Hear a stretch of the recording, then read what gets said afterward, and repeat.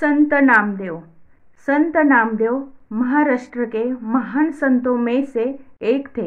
वे भगवान विठोबा यानी कि विट्ठल के ऐसे भक्त थे जिन्होंने सच्चे प्रेम और भक्ति से भगवान को अपने सामने प्रकट कर लिया। नामदेव का जन्म 13वीं सदी में महाराष्ट्र के नरसी नामक गांव में हुआ था।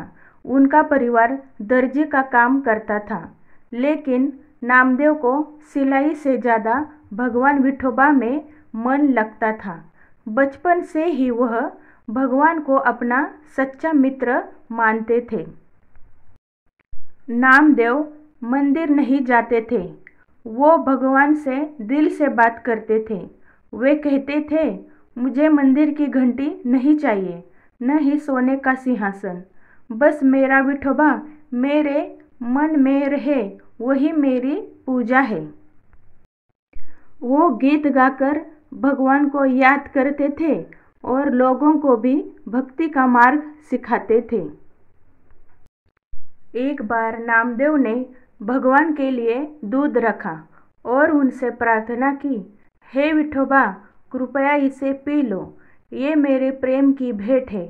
लोग हंसने लगे, बोले, भगवान मूर्ति है, दूध नहीं पी सकते। लेकिन नामदेव की आंखों में आंसू थे और दिल में सच्चा भाव। अचानक चमत्कार हुआ, भगवान विठोबा ने दूध पी लिया। लोग दंग रह गए।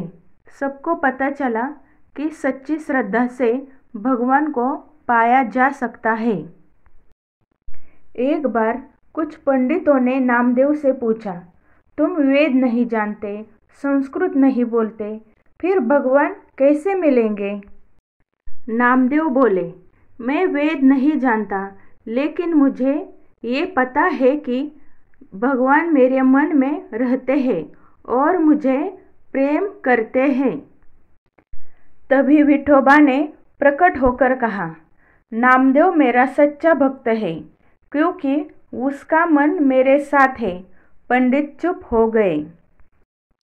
नामदेव ने यह सिखाया कि भगवान केवल पढ़े लिखों या अमीरों के नहीं होते, वो हर उस दिल में बसते हैं जिसमें प्रेम, भक्ति और सच्चाई हो।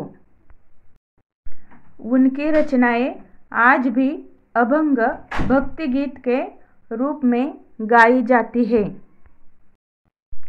संत नामदेव की भक्ति ने समाज को सिखाया कि भगवान को मंदिरों में नहीं, अपने भीतर ढूंढो, वो कहते थे। तेरा हर काम अगर प्रेम से हो तो वही पूजा, वही प्रार्थना है।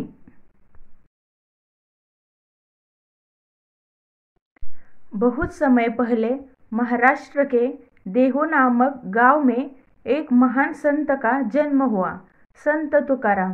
वे बचपन से ही भगवान विठोबा, भगवान विट्ठल के परम भक्त थे। उनका जीवन कठिनाइयों से भरा था। परिवार में गरीबी थी, पत्नी और बच्चों का पालन करना मुश्किल था। फिर भी तुकाराम जी कभी भी भगवान की भक्ति से दूर नहीं हुए। वे हर रोज भजन गाते, अभंग भक्ति गीत लिखते और गांव में लोगों को प्रेम और भक्ति का रास्ता दिखाते। लोग कभी कभी उनका मजाक उड़ाते, कहते, भजन गाने से पेट नहीं भरता, लेकिन तुकाराम मुस्कुराते और कहते, भगवान का नाम ही सबसे बड़ा धन है। एक बार गांव के कुछ लोग ईर्ष्या में आकर बोले, तुकाराम, अगर तेरी भक्ति सच्ची है तो विठोबा खुद आकर तुझसे बात करे। तुकाराम विनम्रता से जवाब दिया, अगर मेरी भक्ति सच्ची है तो प्रभु जरूर दर्शन देंगे, मगर उनके आने का समय उनका होता है, मेरा नहीं। उन्होंने कई दिन उपवास किया, सिर्फ भजन गाते रहे। शरीर कमजोर हो गया, मगर मन और शक्ति, भक्ति और भी प्रबल हो गई। तभी एक रात जब तुकाराम जी नदी किनारे बैठकर भगवान का नाम ले रहे थे, एक तेज प्रकाश हुआ और स्वयं भगवान विठोबा उनके सामने प्रकट हुए।